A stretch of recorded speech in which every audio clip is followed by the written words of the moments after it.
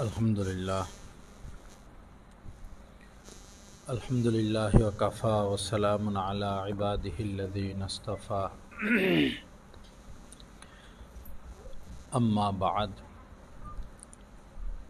Fa'a'udhu billahi minash shaitanir rajim. Bismillahir rahmanir rahim.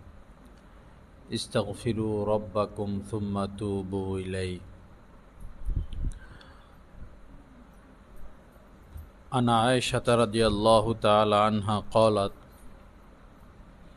قال رسول الله صلى الله تعالى عليه وسلم إن العبد إذا اعترف ثم تاب تاب الله عليه أو كما قال عليه الصلاة والسلام اللهم صل على سيدنا ومولانا محمد وعلى آل سيدنا ومولانا محمد وبارك وسلم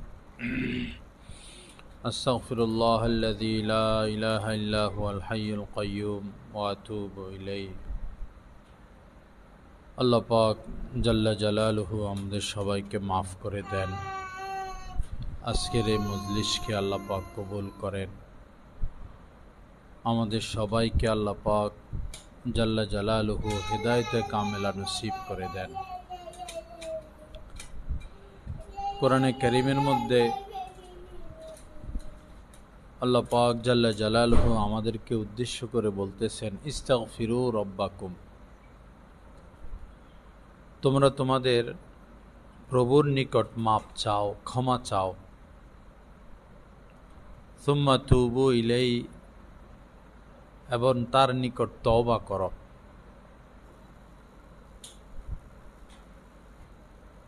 মানুষ হিসাবে আমাদের ভুল হতে পারে, গুনাহ হয়ে যেতে পারে।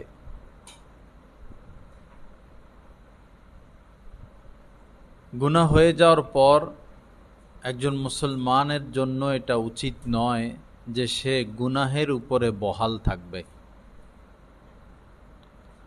বরং গুনাহ তো হয়েছে, ভুল হয়েছে, এখন সে আল্লাহর কাছে মাপ চাইবে, তওবা করবে, লজ্জিত হবে, অনুতপ্ত হবে। এটাই একজন মুমিনের ঈমানের দাবি। গুনাহ হওয়ার পর গুনাহ স্বীকার না করা এবং এই নাফরমানির উপরে অটল থাকা, অবিচল থাকা, এটা কোনো মুমিন মুসলমানের জন্য সমুচীন নয়। আর আল্লাহ পাক এত দয়ালু, এত মেহেরবান যে বান্দা যত পাপ করুক, যত গুনাহ করুক, যত সীমালঙ্ঘন করুক, যদি সে মাপ চায়, তওবা করে, লজ্জিত হয়, ফিরে আসে, আল্লাহ পাক সমস্ত গুনাহ মাফ করে দেন। হাদিসের মধ্যে এসেছে ইন্নাল আবদা ইযা আতারাফা সুম্মা তাবা তাবাল্লাহু আলাইহি, বান্দা গুনাহ করার পর, পাপ করার পর যখন এই গুনাহ স্বীকার করে এবং আল্লাহ পাকের কাছে মাপ চায়, তাবাল্লাহু আলাইহি, আল্লাহ পাক তাকে মাফ করে দেন। এজন্য গুনাহ হতে পারে, গুনাহ হওয়ার পরে মাপ চাইতে যেন আমাদের দেরি না হয়, ক্ষমা চাইতে যেন দেরি না হয়, তওবা করতে যেন দেরি না হয়। আর মাপ চাওয়া, তওবা করার জন্য ওযুও শর্ত না, গোসলও শর্ত না, মসজিদে প্রবেশও শর্ত না, নামাজও শর্ত না। যে অবস্থায় গুনাহ হয়েছে সে অবস্থায় তওবা করা যায়। যেমন দুইজন মানুষ বসে গীবত করলো, গীবতের পর পরই মনে পড়লো, হায়রে আমি তো গীবত করে ফেললাম। ওই জায়গায় সে আল্লাহর কাছে মাপ চাইবে, আল্লাহ আমাকে মাফ করে দেন, আমি তো গীবত করে ফেললাম।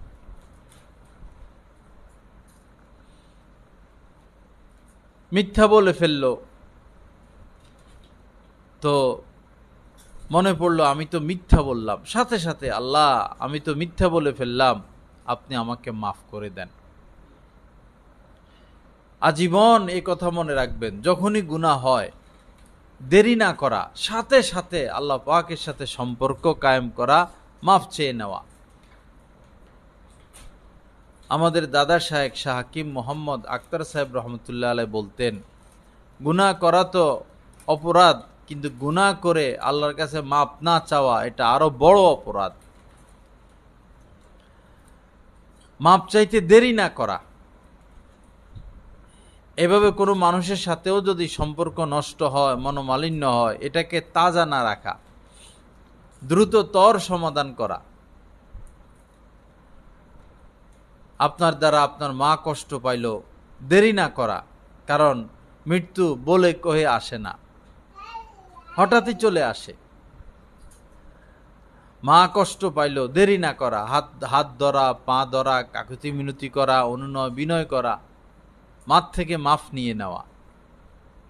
স্বামী কষ্ট পাইল বা স্ত্রী কষ্ট পাইল, তো স্ত্রীর উচিত স্বামীর থেকে মাফ নিয়ে নেওয়া, অনুরূপভাবে স্বামীর উচিত স্ত্রীর থেকেও মাফ নিয়ে নেওয়া। যে কোনো মানুষের সাথে মনোমালিন্য হলে দেরি না করা। হাদিস শরীফের মধ্যে এসেছে, 3 দিনের বেশি যদি কেউ কথা বন্ধ রাখে, এক মুসলমান আরেক মুসলমানের সাথে 3 দিনের বেশি কথা বন্ধ রাখে, তখন কবিরা গুনাহ হতে থাকে। শেষ সীমা 3 দিন, এর পরে আর কথা বন্ধ রাখা যাবে না।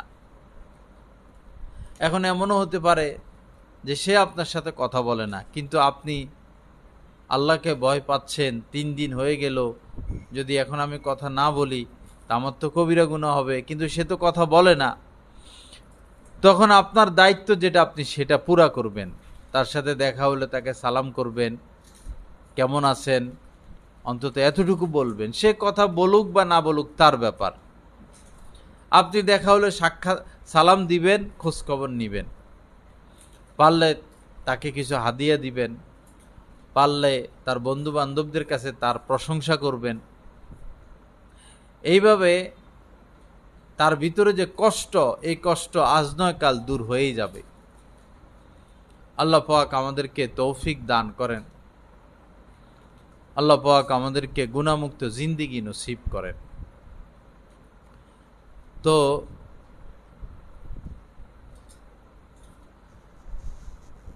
গুনাহ হলে দেরি না করা।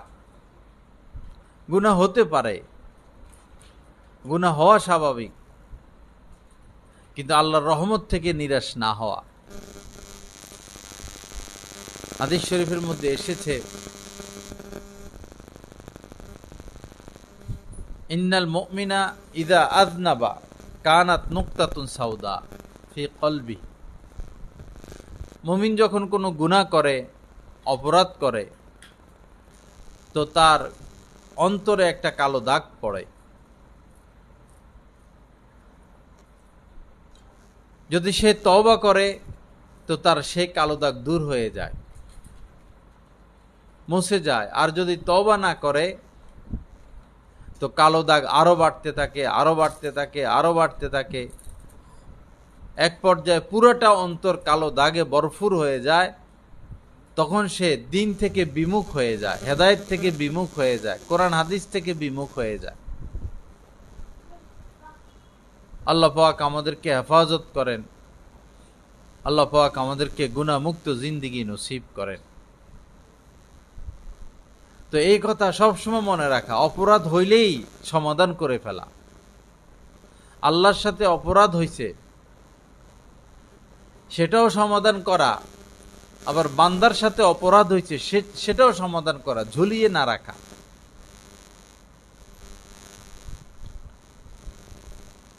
গুনাহ করার পর বান্দা তওবা করলে আল্লাহ কতটা খুশি হন।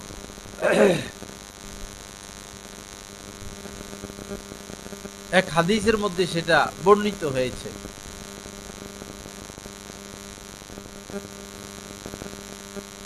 বোঝানোর জন্য নবীজি এভাবে বলেছেন যে, কোনো ব্যক্তি তার উট হারিয়ে ফেলল, বিশাল বড় মরুভূমিতে সফর করে যাচ্ছে, তো সে হঠাৎই তার উট হারিয়ে ফেলল। তার উটের উপরেই তার আসবাবপত্র, খাদ্য, খাবার সব ছিল। এখন এত বড় মরুভূমি, ডাইনে বামে সামনে পিছনে কোথাও আর উট খুঁজে পায় না। উট ছাড়া সে তার বাড়িতে ফিরবে এটারও কোনো সুযোগ নাই। এত শত মাইল হেঁটে বাড়ি পর্যন্ত আসা সম্ভব না। চিন্তা করতে করতে কানতে কানতে সে ঘুমিয়ে পড়ল। ঘুম থেকে জেগে দেখে তার উট তার মাথার পাশে দাঁড়ানো।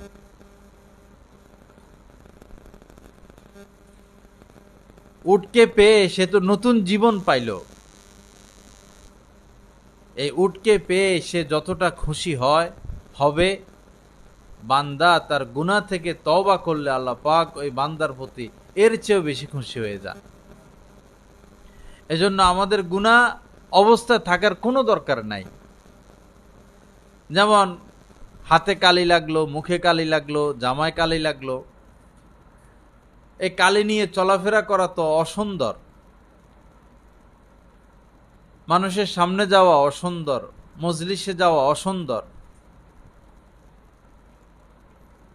তখন মানুষ এই কালি ধুয়ে ফেলে, মুছে ফেলে। তদ্রূপ গুনাহ করলে তো অন্তরে কালি লাগে। এই কালি মাখা অন্তর নিয়ে আল্লাহর সামনে দাঁড়ানো, ইবাদতে দাঁড়ানো, এটা লজ্জাকর। এজন্য অন্তরে কালিকেও মুছে ফেলা। আল্লাহ পাক জাল্লা জালালু আমাদের সবাইকে তৌফিক দান করেন। আল্লাহ পাক আমাদেরকে গুনাহমুক্ত জিন্দেগি নসিব করেন। তো আগামী মাস মুহররম মাস। মুহররম মাসে আমাদের কিছু আমল রয়েছে। মুহররম মাসের 10 তারিখকে আশুরা বলা হয়। মুহররম মাসের 10 তারিখকে আশুরা বলা হয়। এই 10 তারিখ এবং এই আশুরা কেন্দ্রিক আমাদের মুসলমানদের মধ্যে অনেক ধরনের বিভ্রান্তি এবং বিদআতি কাজ, রেওয়ায়েজ, রুসুম রয়েছে যেগুলো কোরআন হাদিসের সাথে সম্পর্কিত নয়। আমরা শুধুমাত্র সেটাই করব যেটা কোরআন এবং হাদিসে পাওয়া যায়।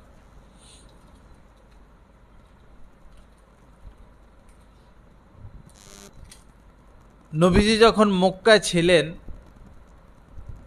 তখন এই মুহররম মাসের 10 তারিখে রোজা রাখতেন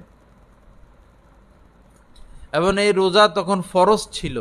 ওই সময় রমজানের রোজা ফরজ হয় নাই। মুহররম মাসের এই 10 তারিখে নবীজি রোজা রাখতেন, সাহাবা ইকরামও রোজা রাখতেন। মদিনায় আসার পর রমজান মাস পুরা মাসে রোজা রাখা ফরজ করা হয়। তখন থেকে রমজান মাসে রোজা রাখা ফরজ হয়ে যায় আর মুহররমের 10 তারিখের রোজা নফল হয়ে যায়। যার ইচ্ছা রাখে, যার ইচ্ছা রাখে না। বাকি নবীজি বলেছেন যে শুধু মুহররম মাসের 10 তারিখ রোজা রাখা মাকরুহ, কারণ এই দিনে ইহুদি খ্রিস্টানরাও রোজা রাখে।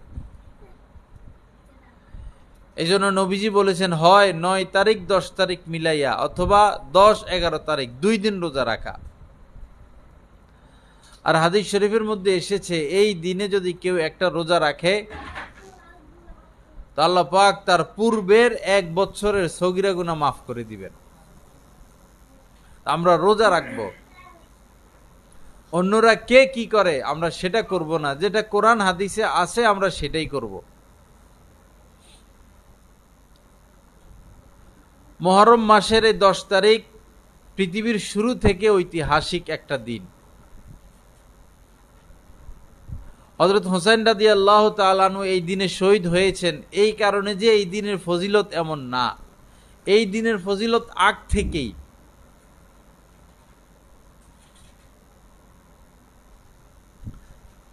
যেমন এই দিনে ফেরাউন লোহিত সাগরে ডুবে মারা যায় এবং এই দিনে এরকম অনেক ঘটনা ঘটছে। যার কারণে আগ থেকে এই দিন প্রসিদ্ধ ছিল। তা আমরা যেটা করব, মুহররম মাসের 10 তারিখে 4টি আমল করা যায় কোরআন হাদিস অনুযায়ী। 4টা আমল। এক হলো রোজা রাখা। 10 তারিখে রোজা রাখা, 9 তারিখ মিলাইয়া অথবা 11 তারিখ মিলাইয়া, তাহলে পূর্বের 1 বছরের সগীরা গুনাহ আমাদের মাফ হবে। দ্বিতীয় যেটা করা যায়, হাসান লি গয়রিহি পর্যায়ের একটা হাদিস, কেউ এটার উপর আমল করেছেন, কেউ করেন নাই, এজন্য এটা নিয়ে বাড়াবাড়ি না করা। কেউ বলেছেন হাদিসের উপর আমল করা যায়, কেউ বলছেন করা যায় না।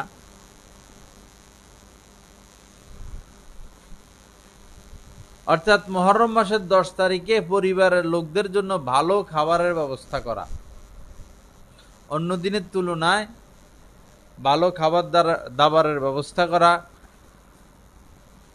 তাহলে আল্লাহ পাক সারা বছর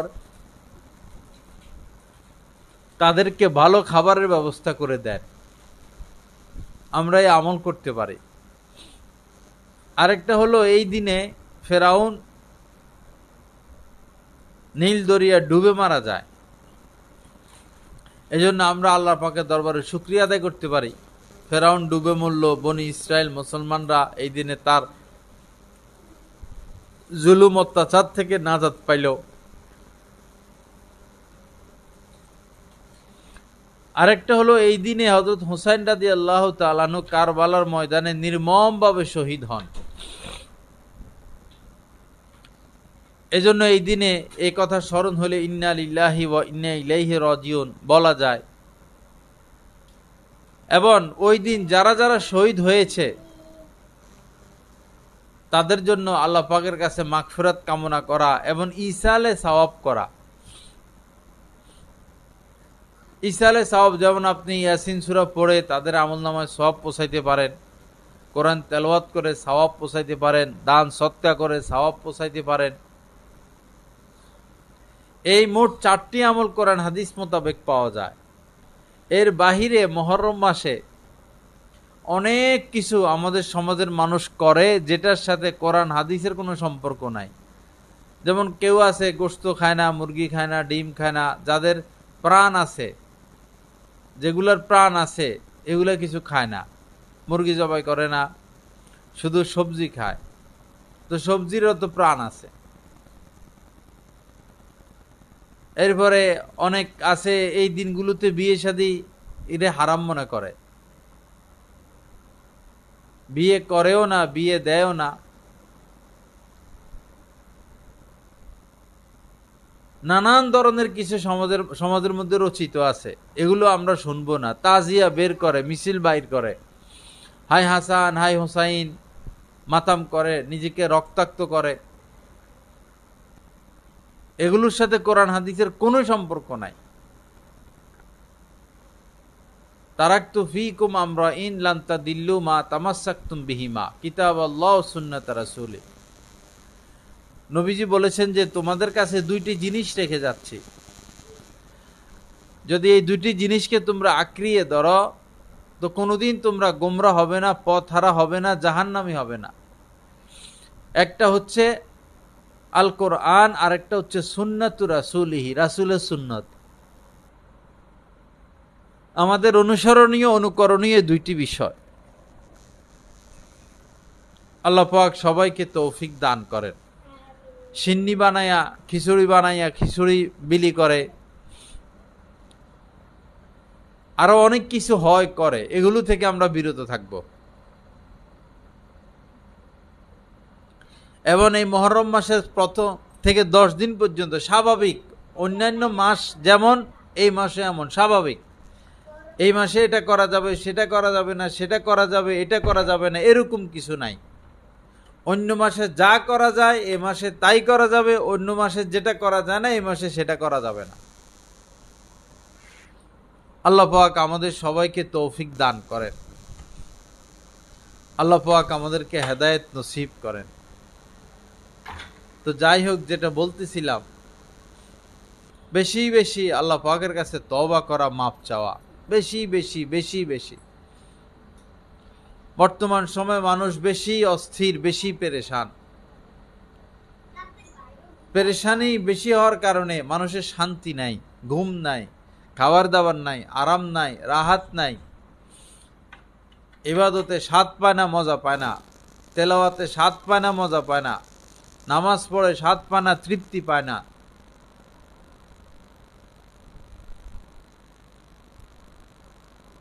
স্বামীর সাথে মনোমালিন্য, সন্তানের সাথে মনোমালিন্য, মূল হচ্ছে পেরেশানি। আর হাদিস শরীফের মধ্যে এসেছে, যারা বেশি বেশি ইস্তেগফার করবে আল্লাহ পাক তাদেরকে পেরেশানি মুক্ত রাখবেন। মান লাজিমাল ইস্তেগফার, যারা বেশি বেশি ইস্তেগফার করবে, আল্লাহর কাছে মাপ চাইতে থাকবে, জাআলাল্লাহু লাহু মিন কুল্লি যিকিন মাখরাজা, তার যত বিপদ, তার যত মুসিবত, সব কিছু থেকে উদ্ধারের এক রাস্তা আল্লাহ খুলে দিবেন। অমিন কুল্লি হাম্মিন ফারাজা, এবং তার যত চিন্তা পেরেশানি এগুলো আল্লাহ পাক দূর করে দিবেন। ওয়া রাযাকাহু মিন হাইথু লা ইয়াহতাসিব, এবং এমন এমন জায়গা থেকে তার জন্য রিজিকের ব্যবস্থা করবেন সে কল্পনাও করেনি।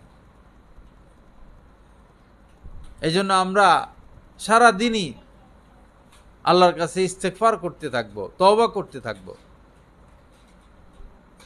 নবীজি কমপক্ষে প্রতিদিন 100 বার তওবা করতেন, প্রতিদিন 100 বার।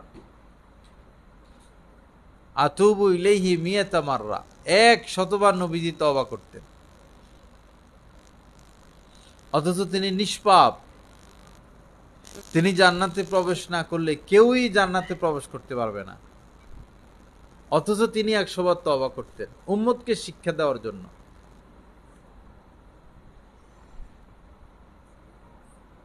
আমরা যদি একসাথে দুই কথা বলি তাহলে তওবাও হয়, ইস্তেগফারও হয়। ইস্তেগফার মানে আল্লাহর কাছে মাপ চাওয়া, তওবা মানে ওই কাজ ছেড়ে দেওয়া, ওই কাজ থেকে ফিরে আসা।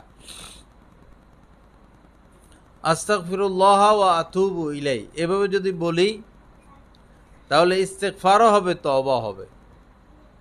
আস্তাগফিরুল্লাহ ওয়া আতুবু ইলাই, আস্তাগফিরুল্লাহ ওয়া আতুবু ইলাই। অথবা যদি বড় যেটা সেটা শিখে নিলাম, আস্তাগফিরুল্লাহাল্লাযী লা ইলাহা ইল্লা হুয়াল হাইয়ুল কাইয়্যুম ওয়া আতুবু ইলাই, এটা পড়লাম। আল্লাহ পাক আমাদের সবাইকে তৌফিক দান করেন। আল্লাহ পাক বেশি বেশি আমাদেরকে তওবা ইস্তেগফার পড়ার তৌফিক দান করেন। মা বোনেরা, আমল বাড়াইয়া দেওয়া, নিঃশ্বাসের বিশ্বাস নাই। গত বৃহস্পতিবার আমাদের এই মুসলিমের মোড় একজন ব্যবসায়ী হাজী শাহিন সাহেব, নওজোয়ান মানুষ, ব্যবসায়ী মানুষ, চিন্তাও করে নাই, কল্পনাও করে নাই যে এই মুহূর্তের মধ্যে তিনি চলে যাবে।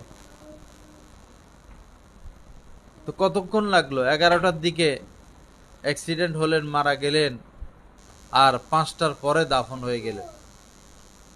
জীবনের ইতিহাস শেষ।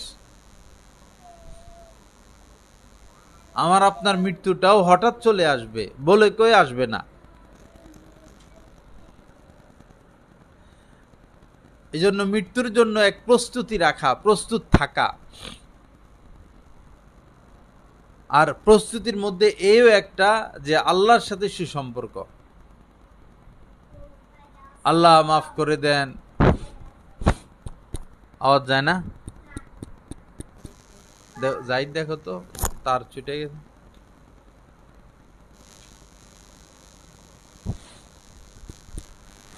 যায় না তো, এখানে লাগানো। হ্যাঁ, কোন জায়গায় সমস্যা হইল? হযরত আজরাইল আলাইহিস সালামের সাথে এক ব্যক্তির দেখা হয়। মুফতি শফি সাহেব রহমতুল্লাহ আলাইহি ঘটনা উল্লেখ করছেন। তো সেই লোক হযরত আজরাইলকে বললেন, ভাই আজরাইল, দুনিয়ার সরকারের তো একটা নিয়ম কানুন আছে, সে কাউকে পাকড়াও করতে চাইলে নোটিশ পাঠায়, একবার দুইবার তিনবার নোটিশ পাঠায়। যদি ওই লোক ধরা না দেয় তখন সরকার পাকড়াও করে।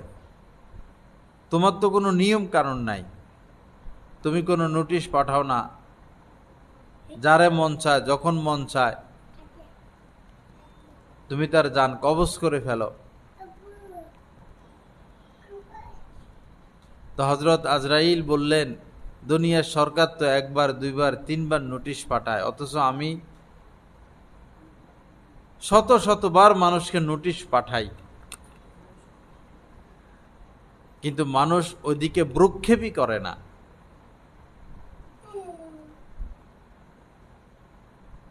তো ওই লোক বলল, কি নোটিশ তুমি পাঠাও? হযরত আজরাইল বললেন যে তোমার কি চুল পাকে নাই, দাড়ি পাকে নাই? এই চুল দাড়ি পাকা এটা আমার পক্ষ থেকে একটা নোটিশ। তোমার সামনে কি তোমার ছোট কোনো মানুষের ইন্তেকাল হয় নাই? ছোট ভাই, ছোট বোন, আপন দূরের, তোমার সামনে দিয়ে কি কোনো জানাজার লাশ, জানাজার খাট অতিবাহিত হয় নাই? তোমার কি এমন অসুখ হয় নাই যে তোমার নিজেরই মনে হয়েছে আমি মনে হয় বাঁচবো না? এগুলোই হচ্ছে আমার পক্ষ থেকে নোটিশ। কিন্তু দুনিয়ার মানুষ আমার নোটিশের প্রতি কোনোই ভ্রুক্ষেপ করে না। আমার মা বোনেরা, মৃত্যুর জন্য প্রস্তুত থাকা, লম্বা লম্বা আশা না করা, লম্বা লম্বা স্বপ্ন না দেখা। হযরত ওমর ফারুক রাদিয়াল্লাহু তাআলা আনহু এক লোককে একটা দায়িত্ব দিলেন, চাকরি দিলেন, যে তুমি আমাকে একটু পরে পরে মৃত্যুর কথা স্মরণ করাইয়া দিবা, এই দায়িত্ব দিছেন।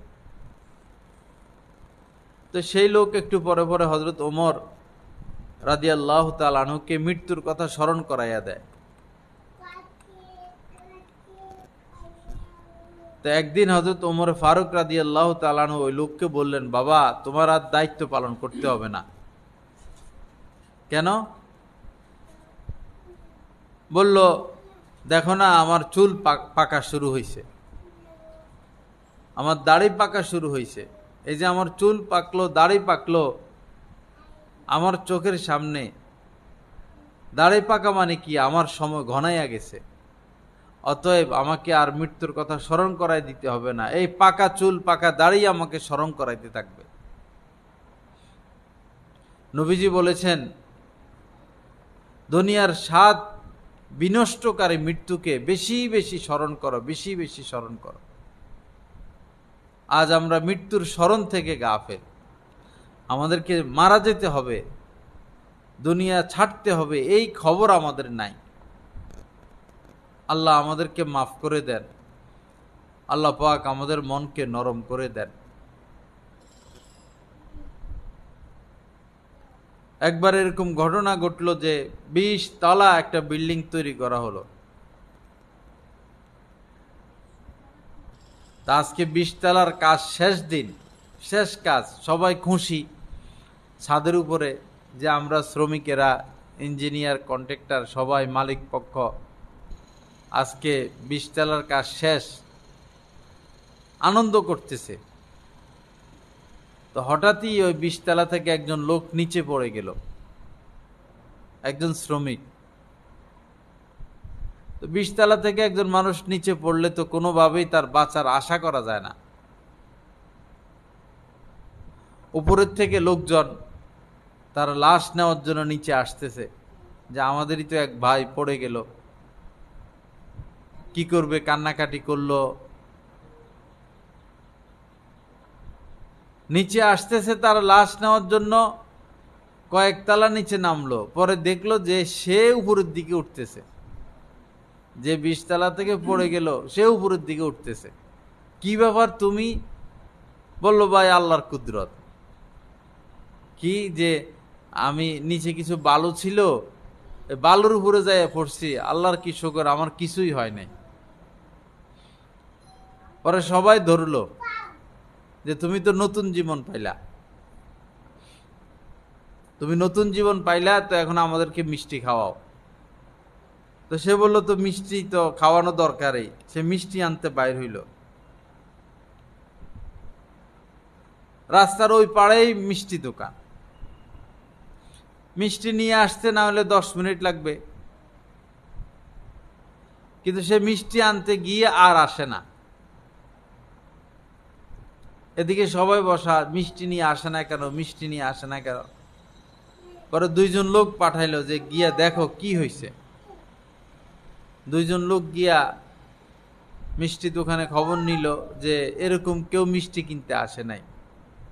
আরো পেরেশান হইল, দেখলো রাস্তার মধ্যে কিছু লোক দাঁড়ানো। কি হয়েছে ভাই? বলল, এখানে একটু আগে একজন শ্রমিক গাড়ির নিচে চাপা পড়ছে। এখন যে তাকে তো হাসপাতালে নিয়ে যাওয়া হয়েছে। দৌড়ে হাসপাতালে গেল। হাসপাতালে গিয়া তাকে তার রুমে ঢুকবে, দরজা খোলার সাথে সাথেই সে দুনিয়া থেকে বিদায় নিল। তো দেখুন, যে লোক 20 তলা থেকে নিচে পড়ে মারা গেল না, সে মিষ্টি আনতে গিয়ে মারা যাবে এটা তো তার মাথায়ও ছিল না, কিন্তু মৃত্যু ঠিকই হয়ে গেল। এজন্য আমার মা বোনেরা সব সময় মৃত্যুর চিন্তা মাথায় রাখা। হযরতে আব্দুল্লাহ ইবনে ওমর রাদিয়াল্লাহু তাআলা বলতেন, যখন সন্ধ্যা হয় তো তুমি সকালের অপেক্ষা করো না, যখন সকাল হয় সন্ধ্যার অপেক্ষা করো না। যখন সন্ধ্যা হয় সকালের অপেক্ষা করো না, তার মানে নেক আমল যা করার করে ফেলো। আর যখন সকাল হয় সন্ধ্যার অপেক্ষা করো না, এখনই নেক আমল যা করার করে ফেলো। হুজুর পাক সাল্লাল্লাহু আলাইহি সাল্লাম বলেছেন, ইন্নাল আবদা, যে কুন ফিদ দুনিয়া কাআন্নাকা গরীব আও আবিরু সাবিল। হযরত আব্দুল্লাহ ইবনে ওমর রাদিয়াল্লাহু তাআলার কাঁধে হাত রেখে, কাঁধের উপরে হাত রেখে নবীজি বললেন যে, আব্দুল্লাহ, এমন ভাবে বাঁচো, দুনিয়াতে বেঁচে থাকো কেমন যেন তুমি মুসাফির, আও আবিরু সাবিল, অথবা পথিক। পথিক অথবা মুসাফিরের ন্যায় দুনিয়াতে বসবাস করো। একদম অল্প সময়ের জন্য আমরা এসেছি, 60, 70, 80। এ দুনিয়াতে কেউ আমরা থাকতে পারবো না, থাকতে আসিও নাই। আমাদের কাজ আখিরাত কামাই করা। এজন্য একটা মিনিট যেন নষ্ট না হয়। ওয়াল আসরে, আল্লাহ পাক কোরআনে সময়ের কসম খেয়েছেন।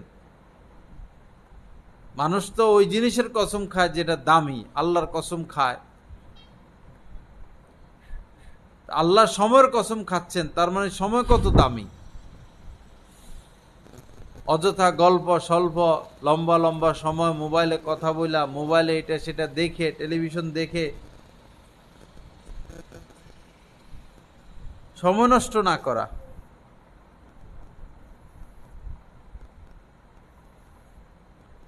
আল্লাহ পাক আমাদেরকে সহি বুঝ দান করেন,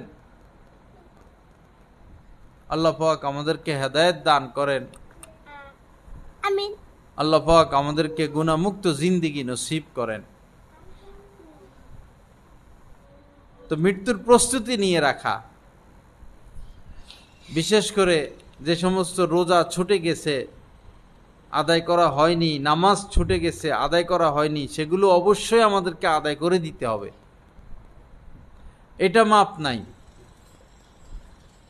আল্লাহর কাছে তওবা করলে আল্লাহ সমস্ত গুনাহ মাফ করে দেন, কিন্তু 3টা বিষয় ব্যতীত। একটা হলো বান্দার হক, আরেকটা হলো রোজা, আরেকটা হলো এই নামাজ। আর যদি আপনার উপরে হজ ফরজ হয়ে থাকে, হজও আদায় করে দেওয়া। তো নামাজ যেগুলো ছুটে গেছে, হয়তো 2 বছরের নামাজ, হয়তো 3 বছরের নামাজ, হয়তো 10 বছরের নামাজ, এগুলো আস্তে আস্তে আদায় করে দিতেই হবে, কোনো উপায় নাই। এর জন্য সহজ রাস্তা হলো, যেমন আপনি জোহরের নামাজ পড়ছেন, এখন হাতে সময় আছে, তাহলে যে নামাজগুলো ছুটছে সেগুলোর একটা কাজা করে দেওয়া। আর কাজার জন্য সুন্নত লাগে না, শুধু ফরজ পড়লে হয়। এভাবে নিয়ত করবেন, আল্লাহ আমার যতগুলো ফজর জোহর ছুটে গেছে এর প্রথমটা নিয়ত করতেছি। এভাবে প্রতিদিনই প্রথমটা নিয়ত করবেন। মাগরিব পড়লেন, এখন হাতে সময় আছে, তো এখন কিছু কাজার নামাজ পড়া যায়, ফজরের কাজা পড়া যায়, জোহরের কাজা পড়া যায়, আসর মাগরিব এশা ভিতরের কাজা পড়া যায়। কাজা ভিতরে পড়তে হবে, আর শুধু ফরজগুলো যখনই সময় পাবেন এভাবে কাজা পড়ে ফেলবেন। যদি হিসাব না থাকে পড়তে থাকবেন যতদিন পর্যন্ত আপনার দিলে এটা না আসে যে আমার মনে হয় কাজা আদায় হয়ে গেছে। পড়তে পড়তে একদিন দিলে আসবে যে মনে হয় আমার কাজা আর নাই। এভাবে নামাজগুলো আদায় করলেন। আর রোজাও এরকম কাজা আদায় করতে হয়।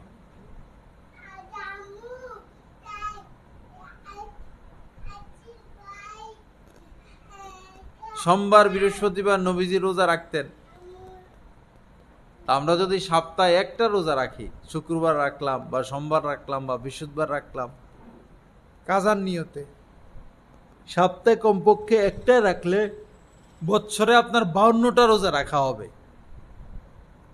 52টা রোজা, এক বছরে 30টা রোজা কাজা, যে কাজাগুলো ছুটলো এক বছরে, না হলে এক বছরে 30টা রোজা।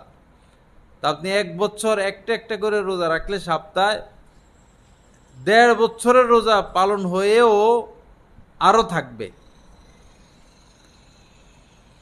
আর যদি সপ্তাহে একটা করে রোজা রেখে আরো 8টা রাখা যায়, তাহলে এক বছরে 2 বছরের রোজা কাজা আদায় হয়ে যাবে।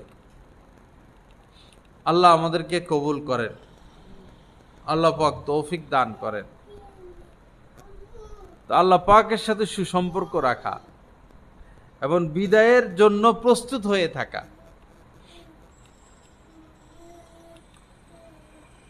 আর যেটা আল্লাহ মাফ করেন না সেটা হলো বান্দার হক। বান্দার হক বান্দার থেকে মাফ নিতে হয়, এটাই স্বাভাবিক। যদি কাহারো সাথে লেনদেন থাকে, আপনার কাছে পাবে, এটা তাকে পরিশোধ করে দিবেন অথবা মাফ নিয়ে নিবেন। সেই বালেগা হওয়া থেকে শুরু করে যদি এমন হয় কাহারো কোনো জিনিস না বলে খেয়েছেন, না বলে ব্যবহার করেছেন, না বলে নিয়ে এসেছেন, তো এখন তাদেরকে সেই জিনিস ফিরিয়ে দিতে হবে অথবা মাফ নিতে হবে। কাহারো গায়ে অন্যায়ভাবে আঘাত করেছেন, কাউকে অন্যায়ভাবে ধমক দিয়েছেন, তাদের থেকে মাফ নেওয়া। নাফসুল মুমিনি মুআল্লাকাতুন বিদাইনিহি হাত্তা ইউকযা আনহু। নবীজি বলেছেন মুমিনের আত্মা ঝুলন্ত থাকবে, কোনো ফয়সালা হবে না যতক্ষণ না সে বান্দার হক আদায় করে। এজন্য কষ্ট হইলেও বান্দার হকগুলো আদায় করে দিবেন। আর যদি এমন লোকের হক আপনার দ্বারা নষ্ট হয়েছে যাকে এখন আর খুঁজে পাওয়া যায় না বা মারা গেছে, তাহলে তার আত্মীয় স্বজনের কাছে পৌঁছায় দিলেই হবে, তার ঘরের লোক, পরিবারের লোক। আর যদি এমন হয় যে কোনো হদিস নাই, আত্মীয় স্বজনও নাই, তখন তার নামে সদকা করে দিবেন। মাদ্রাসার মধ্যে লিল্লা ফান্ডে কোনো গরিব মানুষকে সদকা করে দিবেন। এই নিয়তে সদকা করবেন, আল্লাহ এই টাকাগুলো সওয়াব অমুকের আমল নামে আপনি পৌঁছায়া দেন। আল্লাহ পাক আমাদেরকে তৌফিক দান করেন। বনি ইসরায়েলে এক যুবক ছিল, সে সর্বরকমের পাপ কাজে লিপ্ত থাকত। সমস্ত অন্যায়, অবিচার, গুনাহ, নাফরমানি, এই ছিল তার কাজ।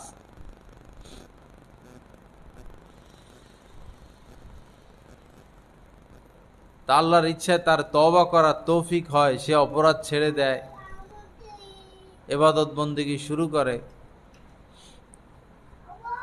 তওবা করার পর সে 70 বছর হায়াত পায়।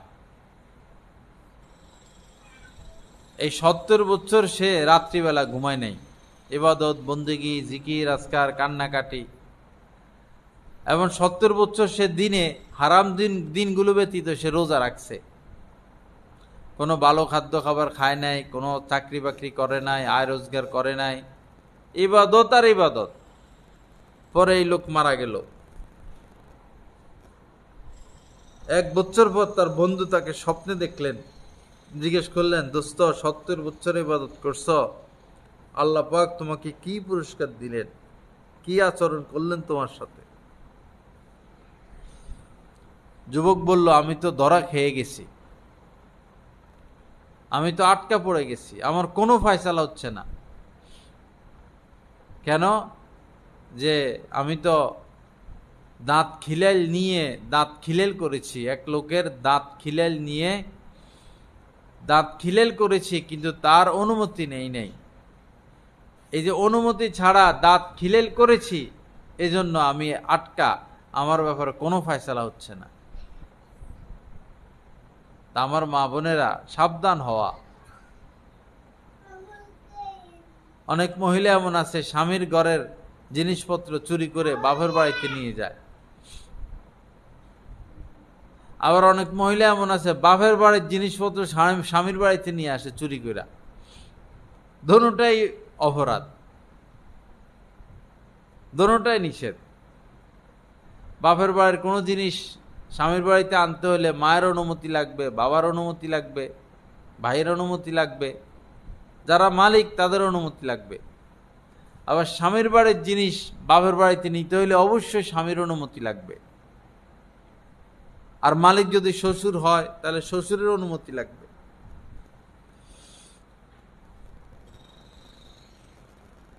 অনেকে আছে স্বামীর পকেট থেকে টাকা সরাইয়া রাখে, এটাও চুরি,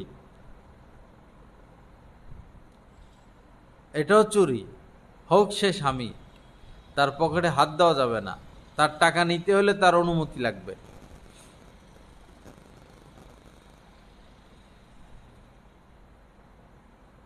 অনেক কাজ আমরা করে থাকি, এটাকে গুনাহ মনে করি না, অথচ সেটা গুনাহ।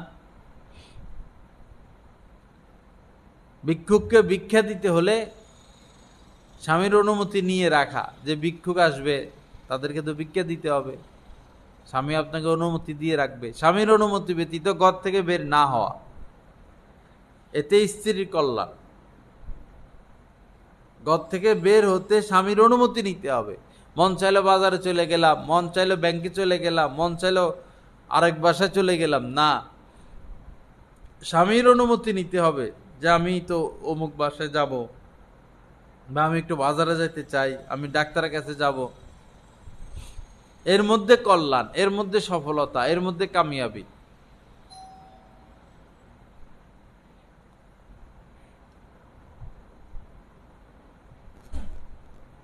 তো বান্দার হক নষ্ট করে থাকলে এগুলো মিটিয়ে দেওয়া। হাদিস শরীফের মধ্যে এসেছে, ইউগফারু লিশ-শাহীদি কুল্লু যামবিন ইল্লা দাইন। শহীদ যারা আল্লাহর রাস্তায় শহীদ হয়ে যায় কাফেরদের সাথে যুদ্ধ করতে গিয়ে, তাদের কত উচ্চ মর্তবা মর্যাদা, কিন্তু তারাও যদি তাদের সমস্ত গুনাহ মাফ করে দেওয়া হয়, ইউগফারু লিশ-শাহীদি কুল্লু যামবিন, শহীদের সকল গুনাহ মাফ, বান্দার হক ব্যতীত সব গুনাহ মাফ। কিন্তু বান্দার হক যদি নষ্ট করে থাকে, এই বান্দার হক মাফ নাই। মা বোনেরা গীবতে বেশি অভ্যস্ত থাকে। 2 জন 3 জন একত্রিত হইলে গীবত ছাড়া তাদের আর কোনো কাজ নাই। স্বামীর গীবত, সন্তানের গীবত, আলেম ওলামার গীবত, শাশুড়ির গীবত, শ্বশুরের গীবত। খুব কম মহিলা সমাজে আছে যারা শাশুড়ির গীবত করে না। ফ্যানটা কমাই দেবো, অফ করে দেবো।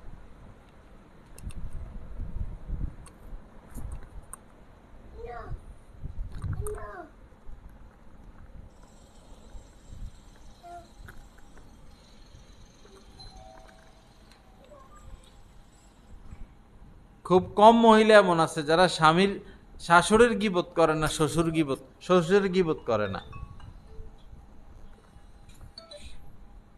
আল গীবাতু আসাদ্দু মিনাজ জিনা।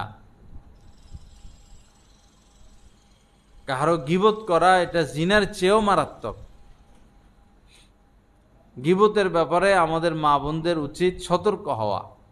কষ্ট করে নেক আমল করেন, কষ্ট করে তেলাওয়াত করেন, ইবাদত বন্দিগি করেন। ইবাদত করতে তো কষ্ট আছে। যারা কষ্ট করে টাকা পয়সা কামায় তারা খরচ করতে পারে না টাকা পয়সার মায়ায়।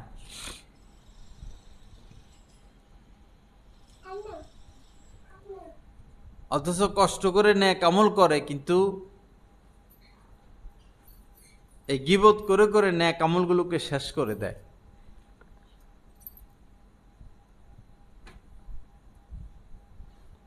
আল্লাহ পাক আমাদেরকে গীবত মুক্ত জিন্দেগি নসিব করেন। একবার এমন হলো যে এক মহিলা রোজা রেখে তার মরণাপন্ন অবস্থা, সে মারাই যাবে রোজা রেখে এই অবস্থা। সাহাবা ইকরাম নবীজিকে এসে খবর দিলেন, ইয়া রাসূলুল্লাহ, অমুক মহিলা সে রোজা রেখেছে, এখন তো তার মারা যাওয়ার মতো অবস্থা। নবীজি বললেন, তাকে নিয়ে আসো। সাহাবা ইকরাম তাকে নিয়ে আসলেন। পরে নবীজি একটা পাত্র দিলেন, বাটি দিলেন, আর বললেন, এখানে বমি করো। তো দেখা গেল সে বমি করছে, তাজা রক্ত, তাজা গোস্ত। পরে নবীজি বললেন যে মহিলা রোজা তো রাখছে সত্য, কিন্তু সে গীবত করছে। আর গীবত করা মানে নিজের ভাইয়ের, মরা ভাইয়ের গোস্ত খাওয়া। এই যে তার গোস্ত। আলা ইয়াগতাব বা'দুকুম বা'দা। আল্লাহ পাক বলেছেন যে তোমরা একজন আরেকজনের গীবত করো না। আইয়ুহিব্বু আহাদুকুম আন ইয়াকুলা লাহমা আখিহি মাইতা ফাকারিহতুমু।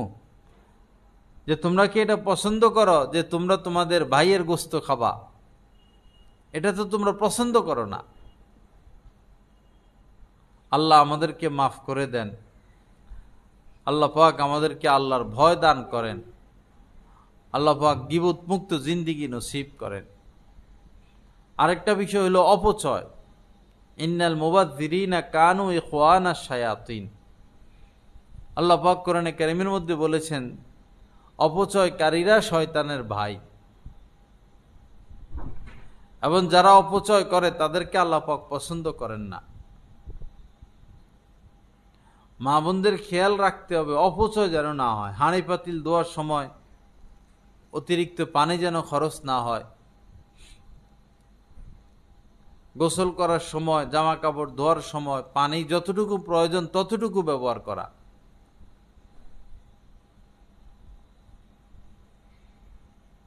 যে সমস্ত বাসায় সরকারি গ্যাস আছে, মানুষ এই গ্যাসের চুলাগুলো নিভায় না, বারবার চুলা ধরাইতে হয়, এজন্য চুলা নিভায় না। চুলা জ্বলতেই থাকে, জ্বলতেই থাকে। চুলা জ্বালাইয়া জামা কাপড় শুকায়। এগুলো অপচয়, নিতান্ত অন্যায়।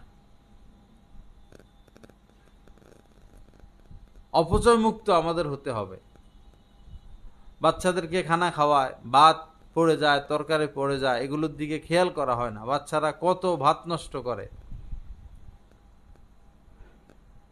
বাচ্চার গুনাহ হবে না, বাচ্চা মাসুম বাচ্চা, কিন্তু মায়ের তো গুনাহ হবে। মা কেন খেয়াল রাখলো না? বাচ্চা যতটুকু খানা খাইতে পারবে তা অতটুকু নেওয়া। বাড়তি নিলে, বেশি নিলে তো এখানে নষ্ট হয়, পরে ফেলে দিতে হয়।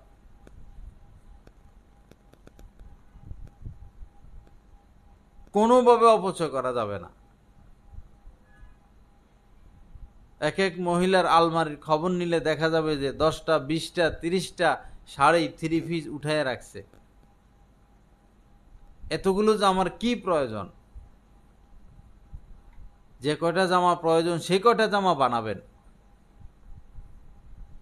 যতটুকু স্বর্ণের প্রয়োজন অতটুকু স্বর্ণ ব্যবহার করবেন। 1 জোড়া 2 জোড়া জুতা হলেই চলে। একটা একটা ব্যাগ হইলেই চলে, ব্যাগই রাখে অনেকে 5-7টা। অহংকার দেখাইলে, অপচয় করলে সম্পদের মধ্যে বরকত থাকে না। আল্লাহ হেফাজত করেন, আল্লাহ পাক তৌফিক দান করেন। ভাত পাকাইলো, ভাত থেকে গেল, সব ভাত ফেলে দেয় ময়লার ঝুড়িতে, অপচয়। তরকারি থেকে গেল, সব ময়লার ঝুড়িতে ফেলে দেয়, অপচয়। এগুলো কুকুরকে খাওয়াইয়া দিবেন বা কাককে খেতে দিবেন, ময়লার ডামে তো ফেলা যাবে না।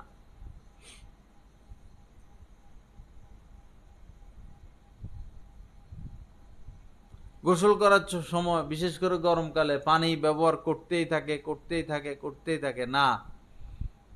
হাদিসে আসছে নদীতেও যদি কেউ, নদীর পাড়েও যদি কেউ উযু করে আর পানি অপচয় করে, তাও সে অপচয়কারী।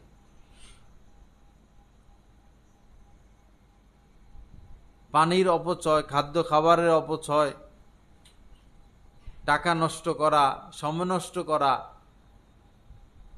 সবই ক্ষতিকর। দেখা যায় আসর থেকে মাগরিব পর্যন্ত লম্বা সময় একবারও মুখে আল্লাহর নাম আসলো না, একবারও ইস্তেগফার আসলো না, একবারও তওবা করলো না, একবারও আলহামদুলিল্লাহ কথাটা আসলো না, সুবহানাল্লাহ কথাটা আসলো না। সেই মাগরিব থেকে 9টা-10টা পর্যন্ত যারা নামাজ পড়ে তো পড়ে, তারাও নামাজের পরে আর কোনো আল্লাহকে ডাকাডাকি নেই। আর যারা নামাজ পড়ে না, তাদের তো সবই শেষ। মাঝে মধ্যে একটু আল্লাহকে স্মরণ করা, মাঝে মধ্যে সুবহানাল্লাহ, মাঝে মধ্যে আলহামদুলিল্লাহ, মাঝে মধ্যে লা ইলাহা ইল্লাল্লাহ, মাঝে মধ্যে আস্তাগফিরুল্লাহ, মাঝে মধ্যে লা হাওলা ওয়ালা কুওয়াতা ইল্লা বিল্লাহ, মাঝে মধ্যে লা ইলাহা ইল্লাল্লাহ। লা ইলাহা ইল্লাল্লাহ এটা বান্দা আর আল্লাহর মাঝে কোনো পর্দা নাই, সাথে সাথে কবুল হয়ে যায়।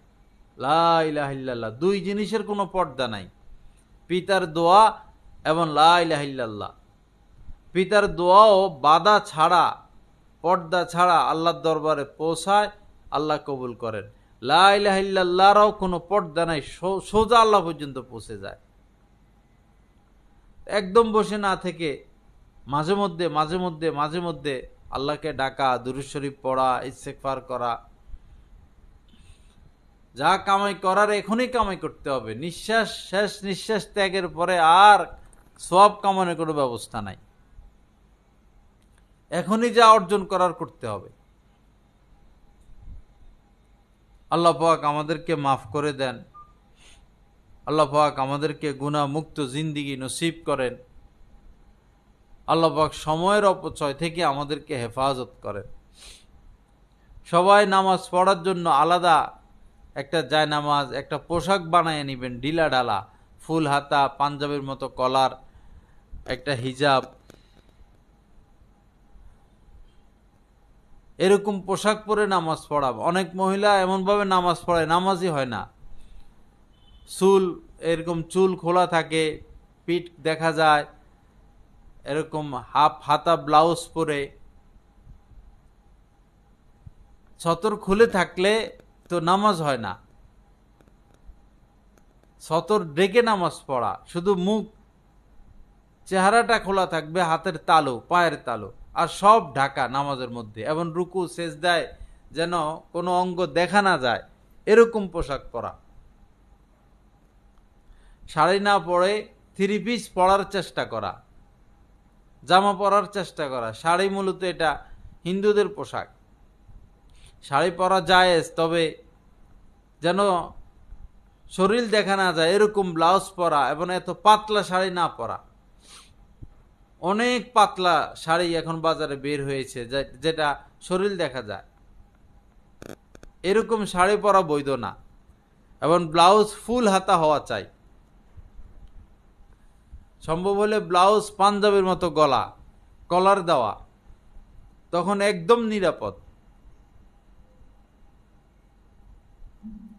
তো নামাজের জন্য আলাদা পোশাক রাখা, নামাজের জন্য একটা স্থান নির্ধারণ করা ঘরে, যে এটা আমার নামাজ পড়ার জায়গা, এটা পয় পরিষ্কার রাখা, এখানে যায় নামাজ বিছিয়ে রাখা, আগের জামানায় নামাজের চৌকি বানাইতো মানুষ, মহিলাদের নামাজের চৌকি থাকতো, ঘরের এক কোনায় একটা চৌকি রাখতেন, ওইখানে নামাজ পড়তেন, ওইখানে জিকির করতেন, ওইখানে তেলাওয়াত করতেন, ওইখানে ইতিকাফও করতেন।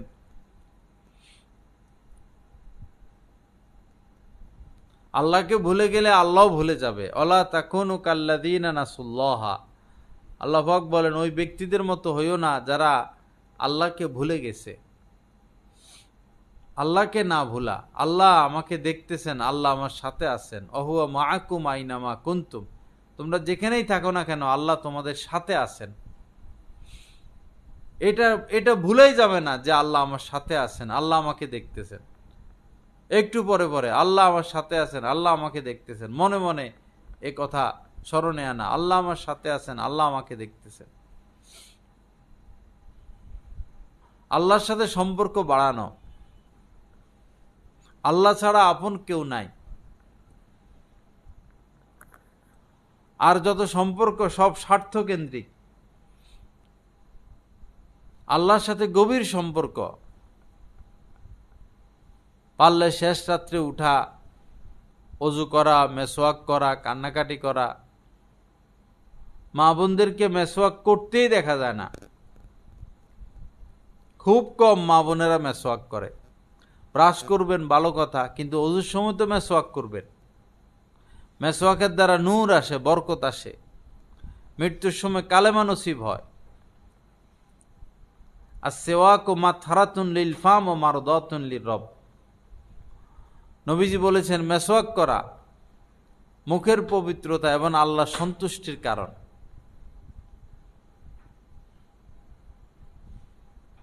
এখন তো মেসওয়াক দোকানেই পাওয়া যায়।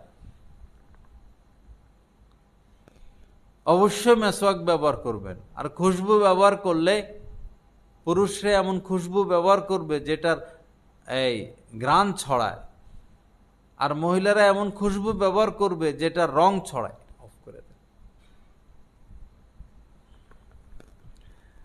তো পারলে শেষ রাত্রে উঠা, অজু করা, মেসওয়াক করা, ভালো পোশাক পরে জায়নামাজ বিছাইয়া আল্লাহর দরবারে কান্নাকাটি করা, 2 রাকাত নামাজ পড়া, 4 রাকাত নামাজ পড়া, স্বামীর হেদায়েতের জন্য দোয়া করা, সন্তানের হেদায়েতের জন্য দোয়া করা, নিজের হেদায়েতের জন্য দোয়া করা। লাইসা মিনাল কামিলিনা মান লা ইয়াকুমুল লাইল, এমন কোন মানুষ যেই আল্লাহর ওলি হতে চায়, আল্লাহকে পেতে চায়, তাকে তাহাজ্জুদ পড়তেই হবে, কোনো উপায় নেই।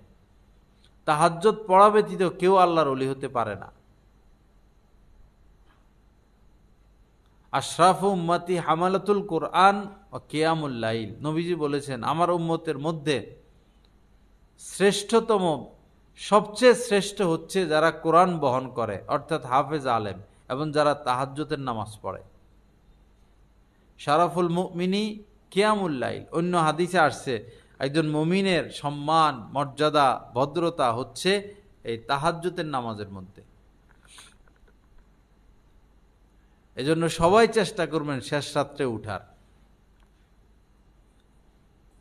আর যদি উঠতে না পারেন, এই শুয়ে শুয়ে কিছুক্ষণ আল্লাহর কাছে মাপ চাওয়া, এই খেতার নিচে থাইকা হোক, কম্বলের নিচে থাইকা হোক, আল্লাহ মাফ করে দেন, আস্তাগফিরুল্লাহ আস্তাগফিরুল্লাহ আস্তাগফিরুল্লাহ। আল্লাহর কাছে ইস্তেগফার করতে কোনো ওযু লাগে না, নামাজ লাগে না।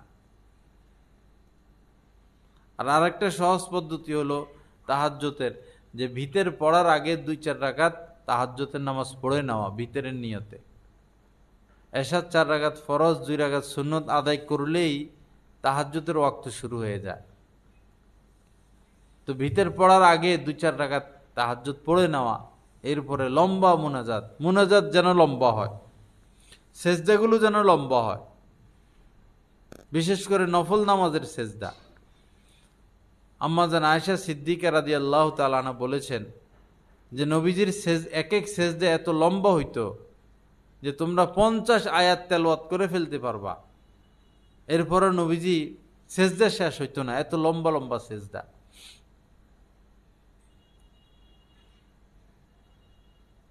আল্লাহ আমাদেরকে তৌফিক দান করেন। আল্লাহ পাক আমাদেরকে ইবাদতের দিকে অগ্রসর হওয়ার তৌফিক দান করেন। আমার মা বোনেরা, আল্লাহর সাথে গভীর সম্পর্ক, মহব্বতের সম্পর্ক, ভালোবাসার সম্পর্ক গড়া। এই কথা ভুলে গেলে চলবে না যে নবীজি বলেছেন জান্নাতে আমি নারীদেরকে বেশি দেখেছি। স্বচক্ষে নবীজি মেরাজের রাত্রিতে জান্নাত জাহান্নাম দেখে এসেছেন এবং বলেছেন যে নারীদেরকে বেশি দেখছি জাহান্নামে। দুই কারণে, এক হলো স্বামীর সাথে দুর্ব্যবহার, স্বামীর নাশুকরিয়া, যত দেয় তাও লাগে, যত দেয় কিছুই দেওয়া হয় না, স্বামীর প্রতি অকৃতজ্ঞতা এবং স্বামীর সাথে দুর্ব্যবহার। দ্বিতীয়টা হলো এই বকা ঝকা, গজব দেয়, লানত দেয়, সন্তানকে লানত দিতে থাকে, স্বামীকে লানত দিতে থাকে, যারে তারে এরকম ঝগড়া ফাসাদ গজব লানত এগুলো করে। এই দুই কারণে তারা বেশি জাহান্নামে যাবে। আমাদের মধ্যে যেন এই দুই কারণ টোটালি না থাকে, একদম না থাকে। স্বামী যা পারছে, যতটুকু পারছে শুকরিয়া আদায় করা। জান্নাত তো আছেই, জান্নাতে গেলে তো সবই পাবো আমরা। দুনিয়াতে একটু ধৈর্য ধরা, পাঁধো ওই জগ দিয়ে পাঁধো, একটু ধৈর্য ধরা, জান্নাতে গেলে সব পাওয়া যাবে। ওয়ালাকুম ফিহা মা তাশতাহি আনফুসুকুম ওয়ালাকুম ফিহা মা তাদদাউ নুজুলাম মিন গফুরির রহিম। জান্নাতে মনে যা চাইবে সেটাই পাওয়া যাবে। এক একজন মহিলা জান্নাতে 60 হাত লম্বা হবে, বয়স হবে 30। দুনিয়াতে কেউ বেশি মোটা এই জন্য মন খারাপ, আবার কেউ বেশি চিকন মন খারাপ, কেউ বেশি লম্বা মন খারাপ, কেউ বেশি বেটে মন খারাপ। মন খারাপের কিছু থাকবে না, সবাই সুন্দরী হবে। নতুন ভাবে প্রত্যেক মহিলাকে, নারীদেরকে আল্লাহ পাক অবয়ব দিবেন, সৃষ্টি করবেন। ইন্না ইনশাআ,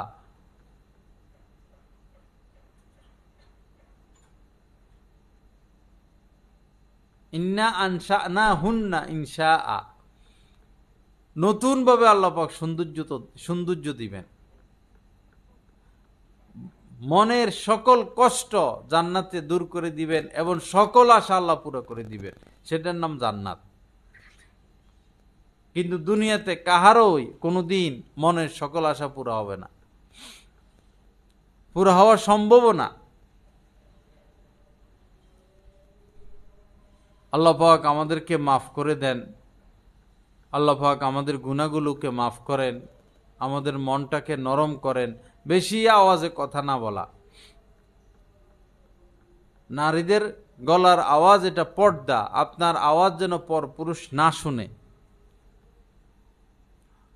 আস্তে কথা বলা, যাকে বলবেন সে যেন শুনে শুধু। যখন রাগ করে বাচ্চার সাথে বা স্বামীর সাথে, তখন মাথা ঠিক থাকে না,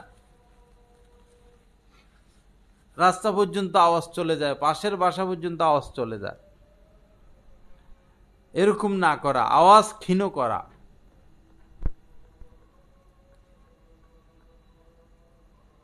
নিজের পোশাকও যেন পরপুরুষ না দেখে, নিজের জুতোও যেন পরপুরুষ না দেখে, আওয়াজও যেন না শুনে, এইভাবে জীবন কাটাই দেওয়া। জান্নাতে গেলে আর পর্দা করা লাগবে না। পর্দা শুধু দুনিয়াতে, পর্দার ঝামেলা জান্নাতে শেষ। যেখানে ইচ্ছে সেখানে ঘুরতে পারবেন, যেখানে মন চায় সেখানে যাইতে পারবেন। এখন দুনিয়াতে যেখানে ইচ্ছে সেখানে যাইতে পারবেন না, বিপদ আছে। যা ইচ্ছা তা করতে পারবেন না, বিপদ আছে। সমাজের মানুষ এটা বলবে, সেটা বলবে, ওইটা বলবে। জান্নাতে গেলে আর কোনো বাধা নাই, যার যেখানে মন চায় যাইতে পারবে, যার যতক্ষণ ঘুরতে মন চায় ঘুরতে পারবে। পুরো জান্নাতই একটা পার্ক। জান্নাত মানে বাগান, সেখানে ঝর্ণা থাকবে, গাছপালা থাকবে, হাজার রকমের গাছপালা, তরুলতা, মনোমুগ্ধকর পরিবেশ, যে পরিবেশ কোনো চোখ দেখে নাই, কোনো অন্তর কল্পনা করতে পারেনি। সে জান্নাতের উপযোগী বানানো নিজেকে ইবাদতের দ্বারা। ইন্নাল্লাযীনা আমানু ওয়া আমিলুস সলিহাত কানাত লাহুম জান্নাতুল ফিরদাউস। আল্লাহ পাক বলেছেন, ঈমান আনার পর যারা নেক আমল করবে, ভালো কাজ করবে, সৎ কাজ করবে, তাদের জন্য জান্নাত। আল্লাহ পাক আমাদের সবাইকে তৌফিক দান করেন। তো আশুরা নিয়ে আমরা বিভ্রান্ত হব না, বাড়াবাড়ি করব না। আশুরা নিয়ে যে 4টি আমলের কথা বলেছি এর বাহিরে কোনো আমল নাই। আশুরার দিন রোজা রাখা, সাথে আরেকটা রোজা মিলিয়ে রাখা, 9-10 অথবা 10-11। এরপরে যদি সম্ভব হয় পরিবারের জন্য ভালো খাবারের ব্যবস্থা করা। এই হাদিস কেউ বলছেন আমলের যোগ্য, কেউ আমলের যোগ্য না, এরকমও বলেছেন। আমি শুকরিয়া আদায় করা, কারণ ফেরাউন এই দিনে ডুবে মরছে তার বাহিনী সহ। আর ইন্নালিল্লাহ পড়া এবং কিছু ইসালে সওয়াব করা যারা কারবালা শহীদ হয়েছে।